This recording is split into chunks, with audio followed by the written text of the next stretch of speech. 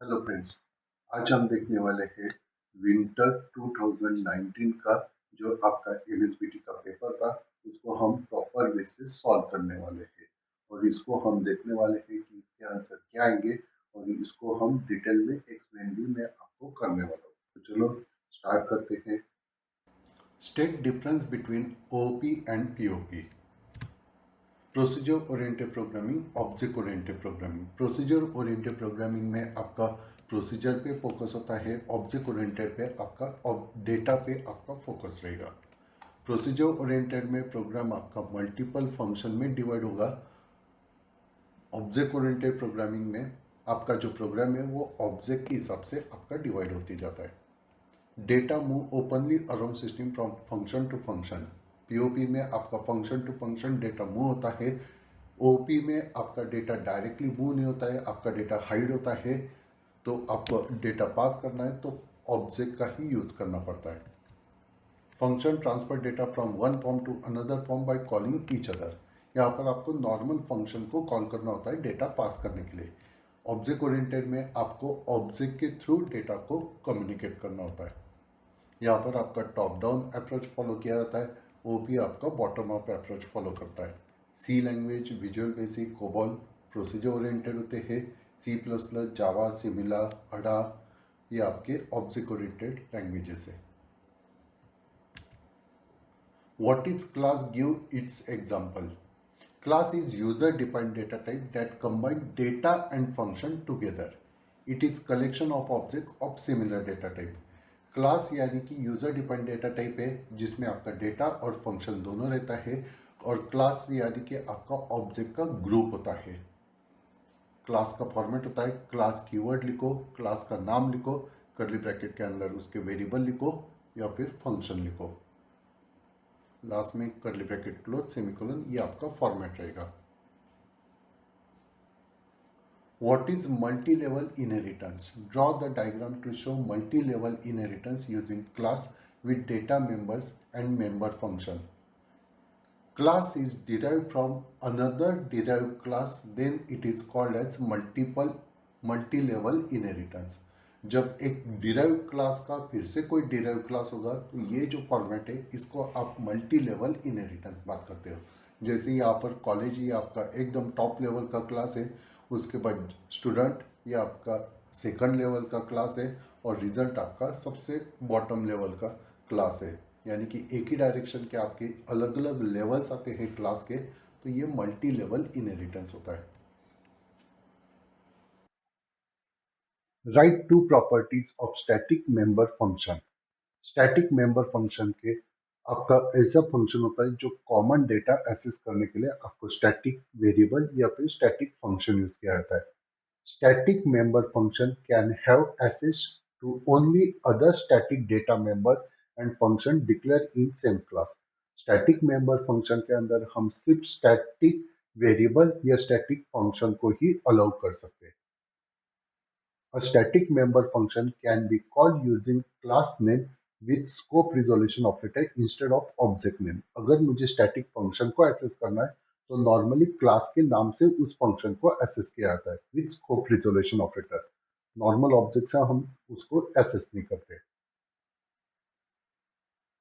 Explain virtual base class with suitable example. Virtual base class grandparent class is class that avoid duplication of inherited data in derived class derived from parent class, parent 1, parent 2, which term derived from base class। Virtual base class यानी कि जब आपका ये diamond shape का problem create होता है उस time पे अगर मैं चाइल्ड से अगर ग्रैंड पेरेंट को एक्सेस करता हूँ तो मैं पेरेंट वन या पेरेंट टू दोनों तरफ से मैं ग्रैंड पेरेंट के पास जा सकता हूँ। तो ये जो डुप्लीकेशन है इसको अवॉइड करने के लिए आप वर्चुअल बेस क्लास क्रिएट करते हो, यानी कि पेरेंट ग्रैंड पेरेंट को इनहेरिट करते वक्त उसको आप वर्चुअल वे से इनहेरिट करोगे तो ग्रैंड पेरेंट और चाइल्ड का डायरेक्ट आपका कनेक्शन होगा, मल्टीपल पाथ उसको मिलेगा नहीं। Give syntax and use of app close function. App close function यानी कि मुझे किसी फाइल को क्लोज करना होता है तो उसके लिए हम एप क्लोज फंक्शन यूज करते हैं। तो int एप क्लोज और फाइल स्ट्रीम का ऑब्जेक्ट आपको यहाँ पर मेंशन करना होता है। जो फाइल स्ट्रीम का आप ऑब्जेक्ट लिखोगे उस ऑब्जेक्ट को आप क्लोज करोगे, यानी कि उससे एसोसिएटेड जो फाइल होगा वो आपका क्लोज हो जाएगा, और फिर वो आपको रिटर्न करेगा। अगर सक्सेसफुल क्लोज हो गया तो आपको 1 रिटर्न करेगा, नहीं तो 0 रिटर्न करता है। This function is used to close the file stream. Data that buffer but not return is flushed to the OS and all unread buffer data is discarded. यानी कि जो आपने फाइल के अंदर डेटा लिखा है वो आपका एक बफर के अंदर से होता है। अगर आपने फाइल को क्लोज कर लिया तो वो जो बफर का जो डेटा है वो आपका क्लीन हो जाता है, ये आपका फॉर्मेट है, और वो डेटा आपका फाइल पे अच्छी तरह से सेव हो जाता है। अगर आपने फाइल को क्लोज नहीं किया तो वो बफर का डेटा क्लियर नहीं होगा, और फिर आपके फाइल पे वो डेटा राइट नहीं होगा।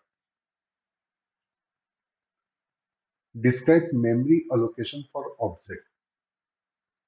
Memory space for object is allocated when they are declared and not when the class is specified. जब भी आप किसी क्लास का ऑब्जेक्ट करते हो, तो जब ऑब्जेक्ट करोगे तो उसके लिए मेमोरी अलोकेट होता है, जब क्लास आप लिखते हो तो उसके लिए मेमोरी अलोकेट नहीं होता है।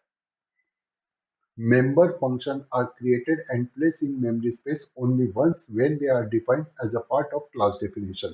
जब आप मेंबर फंक्शन लिखते हो क्लास के अंदर तो उसके लिए एक ही बार मेमोरी अलोकेट होगा, वही मेमोरी सबको अलो होगा, और जब आपने डिक्लेयर किया यानी कि जब आपने क्लास लिखा तभी उसके लिए मेमोरी अलोकेट होता है। ऑब्जेक्ट का वो वेट नहीं करता है। Since all objects belonging to that class use the same member function, no separate space is allocated for member function. इसलिए आपका मेंबर फंक्शन के लिए एक ही बार मेमोरी अलोकेट होता है, इसलिए जो भी क्लास के अंदर ऑब्जेक्ट होते हैं वो सारे सेम मेमोरी को वो रेफर करेंगे। अलग अलग ऑब्जेक्ट के लिए अलग अलग मेमोरी अलोकेट नहीं होता है फॉर मेंबर फंक्शन, एक ही मेमोरी सारे ऑब्जेक्ट एक्सेस करते हैं। When objects are created, only space for member variable is allocated separately for each object. जब किसी क्लास का हम ऑब्जेक्ट करते हैं तो उस क्लास के अंदर जो नॉर्मल वेरिएबल होते हैं उसी के लिए सेपरेट मेमोरी अलोकेट होता है। Separate memory location for object are essential because member variable will hold different data value for different object. Member variable के लिए सेपरेट मेमोरी अलोकेट होता है क्योंकि सारी जो ऑब्जेक्ट है, जब आप ऑब्जेक्ट करते हो तो उसके लिए मेंबर वेरिएबल के लिए आपका मेमोरी अलोकेट होता है, तो सारे ऑब्जेक्ट के लिए अलग अलग डेटा होता है, तो इसलिए सारा जब भी आप ऑब्जेक्ट करोगे तो उसके लिए सेपरेट मेमोरी अलोकेट करता है, इसलिए मैं उसके अंदर अलग अलग डेटा स्टोर कर सकता हूँ। जैसे यहाँ पर मेंशन किया है कि ये आपका कोई क्लास है, तो उस क्लास के अंदर दो फंक्शन है, तो ये जो फंक्शन के लिए जो मेमोरी ये कॉमन रहेगा, लेकिन उस क्लास के मैंने 3 ऑब्जेक्ट किया, ऑब्जेक्ट 1, ऑब्जेक्ट 2, ऑब्जेक्ट 3, उसके लिए जो नॉर्मल वेरिएबल है उसके लिए सेपरेट मेमोरी अलोकेट होता है। वेरिएबल 1, वेरिएबल 2 ऑब्जेक्ट 1 से कनेक्टेड है, वेरिएबल 1, वेरिएबल 2 ये मेमोरी ऑब्जेक्ट 2 से कनेक्टेड है, और वेरिएबल 1, वेरिएबल 2 ये जो मेमोरी है वो ऑब्जेक्ट 3 से कनेक्टेड है, लेकिन मेंबर फंक्शन के लिए कॉमन मेमोरी यूज हो रहा है।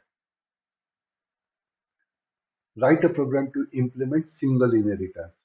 ये आपको डायग्राम दिया है, एम्प्लॉय क्लास है, उसके नीचे एम्प्लॉय इंफॉर्मेशन है, आपको वेरिएबल यूज करना है, employ ID name, employ information के अंदर आपको बेसिक सैलरी यूज करना है। तो रेगुलर मैंने फॉर्मेट अप्लाई किया, single parent single child class यानी कि सिंगल इनहेरिटेंस है। तो सबसे पहले मैंने एम्प्लॉय क्लास किया, उसके नीचे मैंने एम्प्लॉय इन्फो का सुपर क्लास एम्प्लॉय, तो मैंने फॉर्मेट लिखा class employ info inherit public employ, ये मैंने कनेक्शन कर लिया। ये जो वेरिएबल है इसको मैंने प्रोटेक्टेड रखा। उसके बाद यहाँ पर आपका बेसिक सैलरी है, तो मैंने सैलरी एक वेरिएबल लिया। डेटा एक्सेप्ट करो, गेट डेटा से वैल्यू एक्सेप्ट करो, पुट डेटा से मैं डेटा डिस्प्ले करो, और सबसे जो चाइल्ड क्लास है एम्प्लॉय इंफॉर्मेशन उसका मैंने ई ऑब्जेक्ट किया, और उससे सारे फंक्शन में कॉल करो। E dot gate data function call होगा, आईडी नेम सैलरी एक्सेप्ट करेगा यूजर से, same way E dot put data से पुट डेटा आपका फंक्शन कॉल होगा, आईडी नेम सैलरी आपको डिस्प्ले हो जाएगा। आईडी और नेम मैंने प्रोटेक्टेड सेक्शन में रखा है, इसलिए वो यहाँ पर चाइल्ड क्लास में एक्सेसिबल रहेगा। Write any four benefits of OP. OP के आपके एडवांटेजेस या फिर बेनिफिट्स क्या है। We can eliminate redundant code and extend the use of existing class. Object oriented programming से हम रिडंडेंट यानी कि डुप्लीकेशन हम रिमूव कर सकते हैं, और जो ऑलरेडी क्लास बना है उसको फिर से हम एक्सटेंड कर सकते हैं। We can build program from standard working model that communicate with one another rather than having to start writing code from scratch. This lead to saving of development time and higher productivity. Object oriented से आपका जो ऐसे module है जो आपको बार बार use करने हैं वो आप एक ही बार लिख कर रखते हो और उसका सिर्फ जब भी आपको उसको यूज करना है तो उसके आप ऑब्जेक्ट करके उसको आप यूज कर सकते हैं। आपको हर बार स्टार्टिंग से कोड लिखने का जरूरत नहीं, ऑलरेडी आपके कुछ ऑब्जेक्ट बने हुए हैं, उसी को आप यूज कर सकते हो। The principle of data hiding helps programmer to build secure program that can't be invented by code other parts of the program। जब भी आप ऑब्जेक्ट ओरिएंटेड प्रोग्रामिंग यूज करते हो वहां पर हम प्राइवेट पब्लिक प्रोटेक्टेड ये कंसेप्ट अप्लाई करते हैं। और यहाँ पर बहुत सारा सिक्योरिटी का कंसेप्ट होता है कि भाई मुझे कुछ डेटा किसी को शो करना है, किसी से मुझे हाइड करके रखना है, तो ये कंसेप्ट हम ऑब्जेक्ट ओरिएंटेड प्रोग्रामिंग यानी कि ये डेटा हाइडिंग जो एब्स्ट्रैक्शन का जो कंसेप्ट होता है उससे हम ये कंसेप्ट अचीव कर सकते हैं। It is possible to have multiple instances of object to coexist without any interference। हम एक ही क्लास के अलग अलग इंस्टेंस यानी कि ऑब्जेक्ट कर सकते हैं जिससे आप एक दूसरे ऑब्जेक्ट से एक दूसरे का डेटा क्लैश नहीं होगा, एक दूसरे को कंफ्यूज नहीं करेगा, इंटरफेरेंस आएगा नहीं कि एक का डेटा दूसरे को मिल गया, दूसरे का डेटा पहले को मिल गया, ऐसे यहाँ पर होगा नहीं। It is possible to map object in the problem domain to those in the program. हम जो ऑब्जेक्ट है वो कौन से ऑब्जेक्ट में है, उस ऑब्जेक्ट का डेटा क्या है, ये अच्छी तरह से मैनेज कर सकते हैं। It is easy to partition the work in project based on object. जो बड़ा प्रोजेक्ट होता है उसको हम अच्छी तरह से डिवाइड कर सकते हैं according to object. Data centre design approach enables us to capture more details of the model and implementable form। जो डेटा सेंटर डिजाइन अप्रोच होता है उससे हम जो इम्प्लीमेंटेशन वगैरह है या फिर कुछ मुझे प्रॉब्लम को कवर करना है, कुछ कंसेप्ट को मुझे समझना है तो वो इजीली समझ सकते हो। Object oriented system can be easily upgraded to small to large system. Inheritance, polymorphism, अलग अलग आपके पास कंसेप्ट आते हैं ऑब्जेक्ट ओरिएंटेड में। डेटा एब्स्ट्रैक्शन, एनकैप्सुलेशन, इससे अगर मुझे कुछ कंसेप्ट ऐड करना है तो ओवरलोडिंग ओवरराइडिंग से मैं ये कंसेप्ट इजीली प्रोग्राम में ऐड कर सकता हूँ। Message passing technique for communicating between object makes the interference description with external system much simpler. जब आपको डेटा ट्रांसफर करना है तो ऑब्जेक्ट से आप इजीली डेटा ट्रांसफर कर सकते हैं। इससे आपका जो कम्युनिकेशन होगा ऑब्जेक्ट के बीच में वो इजी हो जाता है। Software complexity can be easily management. Inheritance वगैरह ये कुछ कंसेप्ट आते हैं जिससे आपको सॉफ्टवेयर के अंदर जो कॉम्प्लेक्सिटी है उसको हम एक अलग अलग क्लास में ऑब्जेक्ट के हिसाब से आप बड़े प्रॉब्लम को डिवाइड करते हो तो उससे आपका कॉम्प्लेक्सिटी इजीली आप मैनेज कर सकते हो। Describe this pointer with an example. This pointer, C++ use unique keyword called this to represent an object that invoke a member function। C++ में एक आपका this पॉइंटर होता है। दिस कीवर्ड से हम ये पॉइंटर डिफाइन करते हैं जिससे आप पर्टिकुलर क्लास का जो मेंबर फंक्शन है उसको हम एक्सेस कर सकते हैं। Pointer is automatically pass to the member function when it is invoked. जब भी आप किसी क्लास का कोई मेंबर फंक्शन कॉल करते हो तो ऑटोमेटिकली उस क्लास का जो ऑब्जेक्ट का रेफरेंस है वो उस मेंबर फंक्शन के पास ट्रांसफर होता है। दिस पॉइंटर आपको खुद से डिक्लेयर नहीं करना होता है, वो ऑटोमेटिकली क्रिएट हो जाता है। This is a pointer that always point to object for which member function was called।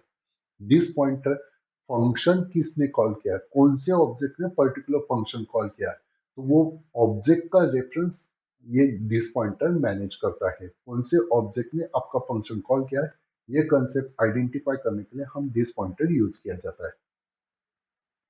A function called a.max will set pointer this to the address of object A, then suppose we call b.max the pointer this will store address of object B। यानी कि अगर मैंने a.max से अगर function को call किया तो this pointer a को रेफर पॉइंट करेगा। सेम वे अगर मैंने b.max से फंक्शन कॉल किया, मैक्स फंक्शन कॉल किया तो अभी दिस पॉइंटर b को पॉइंट करेगा। यानी कि करंट फंक्शन कौन से ऑब्जेक्ट में कॉल किया, वो ऑब्जेक्ट अगर चेंज हुआ तो आपका दिस पॉइंटर भी करंट ऑब्जेक्ट को रेफर करेगा, पुराने ऑब्जेक्ट को वो छोड़ देगा। सेम वे यहाँ पर हमने एक एग्जांपल देखा है, सैंपल मेरा क्लास है, उसके अंदर ए, ये मेरा क्लास वेरिएबल है, set data x.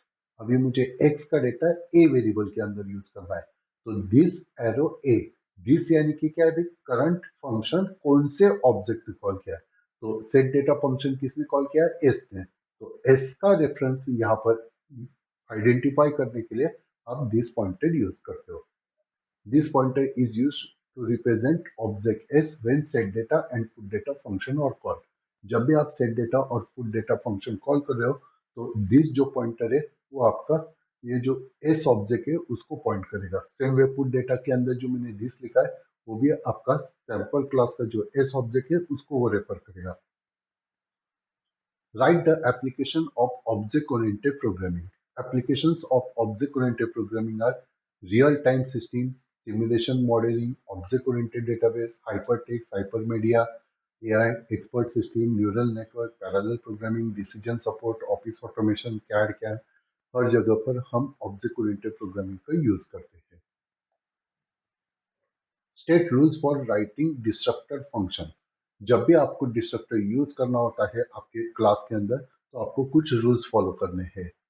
A destructor is a special member function which should destroy the object that have been created by constructor. Constructor ने जो ऑब्जेक्ट क्रिएट किया है उसको डिस्ट्रॉय करने के लिए हम डिस्ट्रक्टर यूज करते हैं। Name of destructor and name of class should be same. Class का नाम और डिस्ट्रक्टर का नाम आपका सेम होना चाहिए। Destructor name should be preceded by with the tilde sign. Destructor का नाम क्लास का नाम तो सेम होना चाहिए लेकिन उसके पहले टिल साइन आपको यूज करना पड़ता है। Destructor should not accept any parameter. Destructor आपका कोई भी पैरामीटर एक्सेप्ट नहीं कर सकता है। डिस्ट्रक्टर आपका कभी भी एम्प्टी पैरामीटर यानी कि डिफॉल्ट डिस्ट्रक्टर ही होना चाहिए।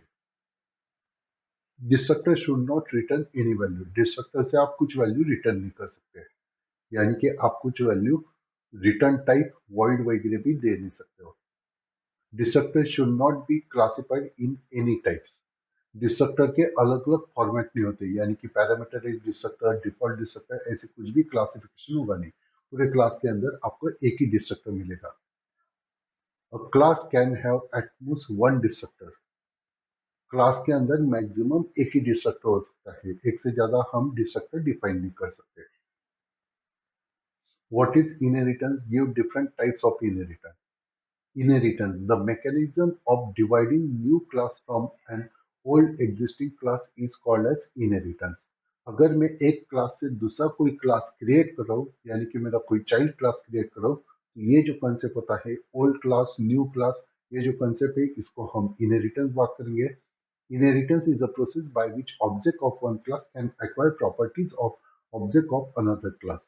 Inheritance से हम एक ऑब्जेक्ट दूसरे क्लास का प्रॉपर्टी एसेस कर सकता है। इनहेरिटेंस मुझे क्रिएट करना है तो आपका फॉर्मेट होता है क्लास कीवर्ड यूज करो। मुझे क्लास क्रिएट करना है तो क्लास कीवर्ड लिखना पड़ेगा। डिराइव क्लास का नाम लिखो, उसके बाद उसको ये इनहेरिट का सिंबल लिखो, कोलन का सिंबल लिखो, उसके बाद विजिबिलिटी मोड बताओ, पब्लिक प्राइवेट प्रोटेक्टेड, और फिर बेस क्लास यानी कि पेरेंट क्लास का आपको नाम मेंशन करना होता है, और फिर डिराइव क्लास का आपको बॉडी वगैरह डिक्लेरेशन मेंशन करना है। इनहेरिटेंस के आपके टाइप्स आते हैं single inheritance, multiple inheritance, hierarchical inheritance, multi level inheritance, hybrid inheritance. Single inheritance, a derived class is derived from only one base class। अगर मेरा एक ही बेस क्लास है और एक ही डिराइव क्लास है तो वो कंसेप्ट आपका सिंगल इनहेरिटेंस होता है। Multiple inheritance, derive class is derive from more than one base class. अगर किसी भी डिराइव क्लास के एक से ज्यादा बेस क्लास है, एक से ज्यादा पेरेंट है, तो उस टाइम पे हम बात करेंगे it is multiple inheritance. Hierarchical inheritance, more than one derive class are derive from single base class. एक ही बेस क्लास के यानी कि एक ही पेरेंट क्लास के बहुत सारे डिराइव क्लास यानी कि चाइल्ड क्लास है, तो वो कॉन्सेप्ट होता है hierarchical inheritance. Multi level inheritance, derived class is derived from derived class, intermediate base class which in turn derived from single base class। यानी कि अगर कोई क्लास है जिसका कोई पेरेंट भी है और जिसका कोई चाइल्ड भी है, यानी कि कोई क्लास है जो दूसरे क्लास से डिराइव हुआ है और उससे फिर से कोई डिराइव हुआ है, तो ये जो सिचुएशन होता है इसको हम मल्टी लेवल बात करेंगे। Hybrid inheritance, it is a combination of single multiple multi level and hierarchical inheritance. जब आपको एक से ज्यादा इनहेरिटेंस के टाइप्स का मिक्सिंग हो जाता है तो वो जो इनहेरिटेंस है उसको हम बात करेंगे इट इज हाइब्रिड इनहेरिटेंस। जैसे यहाँ पर आपको दिख रहा है एक ही पेरेंट है एक ही चाइल्ड है तो इट इज सिंगल इनहेरिटेंस। यहाँ पर मल्टीपल लेवल्स आपको दिख रहे हैं, ये टॉप लेवल, मिडल लेवल और ये बेस लेवल, तो ये आपका मल्टी लेवल इनहेरिटेंस होता है। हायरार्चिकल इनहेरिटेंस, एक ही बेस क्लास के मल्टीपल डिराइव क्लास है। मल्टीपल इनहेरिटेंस, एक ही डिराइव क्लास के मल्टीपल पेरेंट क्लास होते हैं। हाइब्रिड इनहेरिटेंस, यहाँ पर देखोगे तो ये आपको मल्टी लेवल इनहेरिटेंस दिखेगा, और G, P1 P2 को देखोगे तो ये आपको हायरार्चिकल इनहेरिटेंस दिखेगा। दो इनहेरिटेंस मिक्स हो रहे हैं, यानी कि आप बात करोगे it is hybrid inheritance. What are rules for virtual function? Virtual function must be member of some class. Virtual function किसी क्लास का तो मेंबर होना चाहिए। They can't be static member. Virtual function आपका नॉर्मल फंक्शन ही होना चाहिए, virtual function को आप स्टैटिक डिक्लेयर नहीं कर सकते। They are access by using object pointer. Virtual function को आपको पॉइंटर ऑब्जेक्ट से ही एसेस करना पड़ता है, वर्चुअल फंक्शन को आप नॉर्मल ऑब्जेक्ट से एसेस नहीं कर सकते। Virtual function can be friend of another class. Virtual function किसी दूसरे क्लास का फ्रेंड हो सकता है। Virtual function in base class must be defined even though it may not be used. Virtual function को बेस क्लास के अंदर आपको डिफाइन करना ही पड़ता है, चाहे उसका यूज हो या ना हो, लेकिन रूल कहता है बेस क्लास के अंदर वर्चुअल फंक्शन होना ही चाहिए। Prototype of base class version of virtual function and all derived class version must be identical. Super class का वर्चुअल फंक्शन और चाइल्ड क्लास के अंदर का virtual function exactly same format होना चाहिए। We can't have virtual constructor but we can have virtual destructor. आप constructor को virtual बना नहीं सकते हो, लेकिन डिस्ट्रक्टर को आप वर्चुअल बना सकते हो। While base pointer can point to any type of derived object, the reverse is not true. हम बेस क्लास को पॉइंटर ऑब्जेक्ट बनाकर हम डिराइव क्लास को एसेस कर सकते हैं, लेकिन डिराइव क्लास का हम पॉइंटर ऑब्जेक्ट बनाकर उससे हम बेस क्लास को एसेस नहीं कर सकते। When base pointer points to derived class, incrementing or decrementing, it will not make it to point to next object of derived class. अगर मैंने बेस क्लास का ऑब्जेक्ट करके अगर उसको मैंने डिराइव क्लास का रेफरेंस दिया और उसको मैंने इंक्रीमेंट या डिक्रीमेंट किया, तो वो दूसरे डिराइव क्लास को पॉइंट नहीं करेगा। ऐसे कुछ भी कंसेप्ट नहीं होता है, इंक्रीमेंट डिक्रीमेंट से कुछ भी होगा नहीं। If virtual function is defined in base class, it need not be necessary redefined in derive class.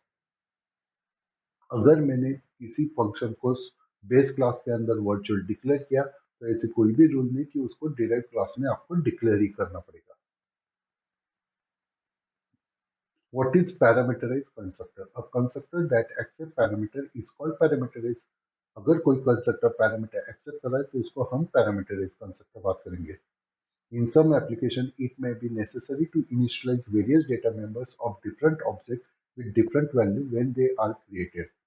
कोई एप्लीकेशन होता है जहाँ पर आपको अलग अलग वैल्यू पास करना होता है, कभी आपको कम वैल्यू पास करना पड़ेगा, कभी आपको ज़्यादा वैल्यू पास करना है, तो उस टाइम पे हम पैरामीटराइज कंस्ट्रक्टर यूज करते हैं।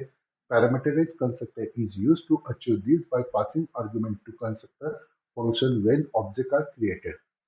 जब आप ऑब्जेक्ट क्रिएट करते हो किसी क्लास का, तो उसको मुझे कुछ वैल्यू वगैरह पास करना है, तो हम ये कंसेप्ट हम पैरामीटराइज कंस्ट्रक्टर से अचीव कर सकते हैं। जैसे यहाँ पर ये आपका एबीसी क्लास है, सेम एबीसी नाम क्लास के अंदर मैंने एबीसी नाम से फंक्शन क्रिएट किया है, यानी कि ये आपका कंस्ट्रक्टर हो गया, लेकिन एबीसी कंस्ट्रक्टर के अंदर मैंने कोई तो एक्स, ये मैंने कोई तो इंटीजर पैरामीटर एक्सेप्ट किया है, यानी कि कंस्ट्रक्टर के अंदर मैंने कुछ पैरामीटर लिखा है, यानी कि ये हो गया पैरामीटराइज कंस्ट्रक्टर। इसके अंदर जो वैल्यू आ रहा है उसको मुझे m ये क्लास वेरिएबल के अंदर सेव करना है। तो ये पैरामीटराइज कंस्ट्रक्टर को कॉल करने के लिए जब मैं एबीसी क्लास को ओबीजे नाम से कोई ऑब्जेक्ट क्रिएट करता हूँ तभी ब्रैकेट के अंदर मुझे वैल्यू पास करना पड़ेगा। ये जो 10 वैल्यू है ये ऑटोमेटिकली आपका एक्स के अंदर पास हो जाएगा। Write a program to sort and one dimensional array in ascending order. मुझे एरे के अंदर का जो डेटा है उसको मुझे असेंडिंग ऑर्डर में अरेंज करना है। तो रेगुलर आपका बेसिक फॉर्मेट है। एर नाम से मैंने एक एरे क्रिएट किया। स्वैप यहाँ पर मुझे सॉर्टिंग करना है। सॉर्टिंग के लिए मुझे स्वैपिंग का कंसेप्ट अप्लाई करना पड़ेगा, इसलिए मैंने एक टेम्प वेरिएबल अप्लाई किया। एन यानी कि आपका एरे का साइज कितना है। तो सबसे पहले मैं पूछ रहा हूँ कि एरे का साइज कितना है। यूजर से मैं एन में वो वैल्यू पूछ रहा हूँ। एंटर एरे एलिमेंट, सबसे पहले मुझे एरे में कुछ डेटा एंटर करना पड़ेगा। तो मेरा एरे का साइज एन है, तो मैं जीरो से लेके less than n i plus plus ये मैंने फॉर लूप अप्लाई किया। इससे मैं एर के अंदर में सारा डेटा एक्सेप्ट कर रहा हूँ सीन से। एरे के अंदर सारा डेटा एक्सेप्ट होने के बाद मुझे सॉर्टिंग करना है। तो यहाँ पर मुझे नेस्टेड फॉर लूप का लॉजिक लगाना पड़ता है। तो आउटर फॉर लूप में अप्लाई करो i equal to zero, i less than n, i plus plus. Inner for loop में यूज करता हूँ क्योंकि फर्स्ट एलिमेंट से मुझे सेकंड एलिमेंट को कंपेयर करना होता है, इसलिए जे को मैं जीरो से नहीं स्टार्ट करता हूँ। जहाँ पर आई है उसके आगे के पोजीशन से मैं कंपेयर करूँ, क्योंकि जीरो से मुझे आगे के सारे एलिमेंट को कंपेयर करना है। इसलिए मैंने जे को आई प्लस वन से स्टार्ट किया, लास्ट तक मुझे कंपेयर करना है, इसलिए जे लेस देन एन लिखा, आई प्लस प्लस ये मेरा फॉर्मेट है। और फिर आई यानी कि फर्स्ट एलिमेंट कंसिडर करो, जे यानी कि आई प्लस वन यानी कि सेकंड एलिमेंट को कंसिडर करो जे को। अभी मैं कंपेयर करूँ आई और जे को, अगर पहला एलिमेंट अगर बड़ा है सेकंड एलिमेंट से तो ये गलत है। असेंडिंग ऑर्डर में लगाना है तो पहला एलिमेंट छोटा होना चाहिए। तो मैं यहाँ पर स्वैपिंग का कंसेप्ट लगा रहा हूँ। आई का वैल्यू टेन के अंदर, जे का वैल्यू आई के अंदर, टेन का वैल्यू जे के अंदर। ये मैंने स्वैपिंग का लॉजिक लगाया और ये कंसेप्ट सारे एलिमेंट के लिए अप्लाई होगा। लास्ट में अगर मैंने एड ऑफ आई यानी कि सारे एलिमेंट को डिस्प्ले किया तो मुझे सॉर्टेड डेटा डिस्प्ले हो जाएगा। Explain the friend function with proper example. Friend function. A private member of class can't be accessed from outside the class, but in some situation, two class may need access of each other's private data. Normally concept होता है कि class के अंदर object oriented programming के अंदर जो आपका private data है वो क्लास से बाहर जा नहीं सकता है। लेकिन कोई सिचुएशन होता है जहाँ पर दो क्लास को एक दूसरे का प्राइवेट डेटा एक्सेस करने का रिक्वायर्ड होता है। A common function can be declared which can be made friend of more than one class to access the private data of more than one class. तो ये जो सिचुएशन है इसके लिए फिर आपको दोनों क्लास के अंदर एक फंक्शन आपको ऐसे बताना होता है कि ये फंक्शन दोनों क्लास का फ्रेंड है। तो वो जो फंक्शन है जो क्लास आप बात करोगे वो आपका फ्रेंड आपको मेंशन करना पड़ेगा और वो फंक्शन आपका प्राइवेट डेटा एक्सेस कर सकता है। The common function is made friendly with all those classes whose private data need to be shared in that function. जो फंक्शन के अंदर आपको आपका प्राइवेट डेटा एक्सेस करना है तो सारे क्लास को डिक्लेयर करना पड़ता है कि ये फंक्शन हमारा फ्रेंड फंक्शन है, इसलिए फिर आपका डेटा वहां पर प्राइवेट डेटा एक्सेस हो सकता है। This common function is called as friend function. जो दोनों क्लास बात करते हैं कि ये हमारा फ्रेंड है, वो जो कॉमन फंक्शन होता है दोनों क्लास के लिए उस फंक्शन को हम फ्रेंड फंक्शन बात करते हैं। Friend function is not scope of class in which it is declare. Friend function उस क्लास के पार्ट नहीं होता है, यानी कि उस क्लास को वो मेंबर फंक्शन नहीं होता है। फ्रेंड फंक्शन एक आपका एक्सटर्नल कोई तो नॉर्मल फंक्शन होता है। It is called without any object. Friend function आपका नॉर्मल फंक्शन होता है तो उसको कोई ऑब्जेक्ट का जरूरत नहीं होता है कॉल करने के लिए। A class member are access with object name and dot membership operator inside friend function. Friend function के अंदर मुझे प्राइवेट डेटा एक्सेस करना है किसी क्लास का, तो उस क्लास के ऑब्जेक्ट से ही मैं वो डेटा एक्सेस कर सकता हूँ with dot operator. It accept object as argument. Friend function के अंदर उस क्लास का आपको ऑब्जेक्ट एज अ पैरामीटर भेजना पड़ता है। यहाँ पर हम एग्जांपल देख रहे हैं क्लास ए, ये नॉर्मल क्लास है, इसका एक्स जो वेरिएबल है, इसका ये जो प्राइवेट वेरिएबल है ये मुझे कोई थर्ड फंक्शन के पास यूज करना है, यानी कि शो जो फंक्शन है उसके पास मुझे ये एक्स वेरिएबल को एक्सेस करना है। तो इसलिए मैंने बात किया कि शो जो फंक्शन है वो मेरा फ्रेंड है। तो शो फंक्शन को मैंने फ्रेंड बात किया, इसलिए शो फंक्शन के अंदर मैं एक्स को एक्सेस कर सकता हूँ बाय यूजिंग ऑब्जेक्ट। तो ये आपका फॉर्मेट है। तो एक्स का जो भी वैल्यू आपने यहाँ पर सेट किया है वो आप यहाँ पर डिस्प्ले कर सकते हो। Write a program to count the number of lines in file. File के अंदर कितने लाइन का कोड आपने लिखा है, कितने लाइंस का टेक्स्ट मैटर आपके पास है, वो मुझे नंबर ऑफ लाइंस काउंट करना है। रेगुलर में लॉजिक अप्लाई करो, एक फाइल को मैं ओपन करूंगा रीड मोड के अंदर और वहां के सारे कैरेक्टर को मैं एक एक करके रीड करूंगा। जब भी मुझे स्लैश इन ये कैरेक्टर मिल जाएगा तो मुझे इनडायरेक्टली समझ में आ गया कि मैंने एक कोई तो लाइन लिखा है। तो इस वैसे मैं काउंटिंग इंक्रीमेंट कर जाऊंगा और लास्ट में मैं नंबर ऑफ स्लैश इन यानी कि नंबर ऑफ लाइन्स दिखा दूंगा। जैसे यहाँ पर मैंने abc.txt फाइल को ओपन किया है कंस्ट्रक्टर के हिसाब से, बाय डिफॉल्ट ये आपका रीड मोड में ओपन हो जाएगा। उसका एक फाइल पॉइंटर सेट हो गया स्टार्टिंग लोकेशन पे। अभी वहां पर कौन सा कैरेक्टर है ये मुझे आइडेंटिफाई करने के लिए एक ch एक वेरिएबल लिया है। n यानी कि नंबर ऑफ लाइंस का काउंटर है। फाइल फाइल यहाँ पर मैंने व्हाइल लूप के अंदर लिखा, यानी कि जब तक आपको एंड ऑफ फाइल पॉइंटर मिलता नहीं, यानी कि जब तक आपको कोई नॉर्मल कैरेक्टर मिलते रहता है ये आपको वही लूप रिपीट होते रहेगा। फाइल डॉट गेट ये आपका फंक्शन होता है। गेट फंक्शन कैरेक्टर्स मुझे डेटा एक्सेस करने के लिए, तो जहां पर आपका फाइल पॉइंटर है वहां पर कैरेक्टर रीड होगा और वो सी एच वेरिएबल के अंदर आएगा। सी एच के अंदर अगर स्लैश एन है तो मैं एन का काउंटर इंक्रीमेंट करूंगा।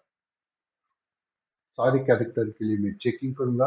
लास्ट में एन का वैल्यू जो होगा वो मैं नंबर ऑफ लाइंस के हिसाब से शो कर दूंगा और मेरा काम हो गया तो मैं फाइल को प्रॉपर वे से क्लोज करूंगा।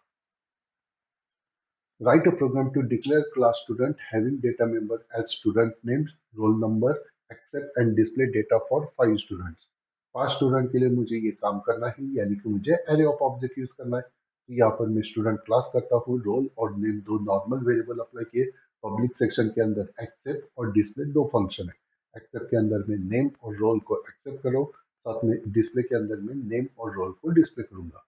मेन फंक्शन के अंदर स्टूडेंट क्लास के मैंने एस नाम से ऑब्जेक्ट किया, लेकिन वो आपका एरे ऑफ ऑब्जेक्ट है। 5 स्टूडेंट के लिए काम करना है, यानी कि मुझे समझ में आ गया मुझे एरे का कंसेप्ट अप्लाई करना है। एरे यूज करना है तो आपका आई एक वेरिएबल लगेगा और यहाँ पर मैं फॉर लूप अप्लाई करता हूँ। I equal to 0, i less than array size i plus plus s of i से एक्सेप्ट करो, यानी कि एस ऑफ 0 से एक्सेप्ट फंक्शन कॉल होगा, एस ऑफ 1 का एक्सेप्ट फंक्शन कॉल होगा। सारे पांचों ऑब्जेक्ट के लिए हम एक्सेप्ट फंक्शन कॉल करेंगे, सबका डेटा एक्सेप्ट करेंगे और साथ में सबका डेटा मुझे शो करना है।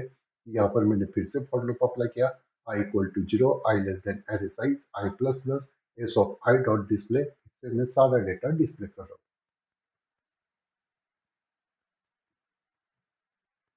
Write a program to declare a class book containing data member as title, author name, publication, price, accept and display the information for one object using pointer to object।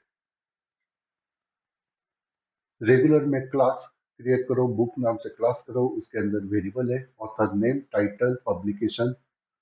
उसके बाद float variable मैंने price के ये मैंने variable float में बना दिया। उसके बाद उसका डेटा एक्सेप्ट करो, डिस्प्ले करो। एक्सेप्ट फंक्शन के अंदर टाइटल, ऑथर नेम, पब्लिकेशन और प्राइस को मैं एक्सेप्ट करो। डिस्प्ले के अंदर title, author name, publication, price को मैं डिस्प्ले करो। मुझे ये जो प्रोग्राम है ये मुझे पॉइंटर टू ऑब्जेक्ट करना है। तो बुक क्लास का मैंने बी ऑब्जेक्ट किया और स्टार की ये मैंने पॉइंटर ऑब्जेक्ट किया। अभी पॉइंटर ऑब्जेक्ट को मैं बी का रेफरेंस भेज रहा हूँ और फिर मुझे एक्सेप्ट और डिस्प्ले फंक्शन को कॉल करना है। तो मुझे डॉट ऑपरेटर नहीं, मुझे एरो ऑपरेटर से एक्सेप्ट और डिस्प्ले फंक्शन को कॉल करना पड़ेगा। Write a program that copy content of one file into another file. Assume input file to be copied.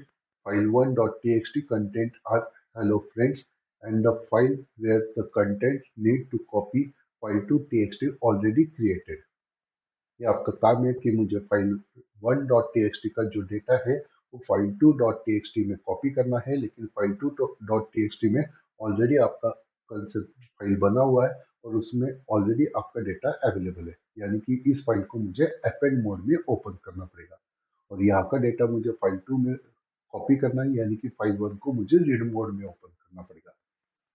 तो फाइल 1 को मैं रीड मोड में ओपन कर रहा हूँ, उसके लिए मैंने fs ये पॉइंटर अप्लाई किया। ip स्ट्रीम यानी कि रीड मोड में आपका फाइल ओपन हो रहा है। साथ में फाइल 2.txt को इसको मैं अपेंड मोड में ओपन कर रहा हूँ, इसका पॉइंटर मैंने ft सेट किया है। और ये oh स्ट्रीम यानी कि राइटिंग अपेंड के लिए मैं यूज कर रहा हूँ। दो पॉइंटर मैंने कर लिए। अभी मैं चेक कर रहा हूँ fs यानी कि जिस फाइल को रीड करना है, end of file equal to zero.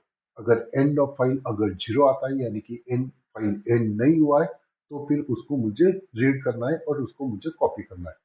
तो जब तक एंड ऑफ फाइल नहीं है, तब तक वो काम करेगा। क्या काम करेगा? FS insertion operator C H, यानी कि एफएस जो पॉइंटर है वहां पर कौन सा कैरेक्टर है, उसको मैं सी एच वेरिएबल के अंदर स्टोर करो।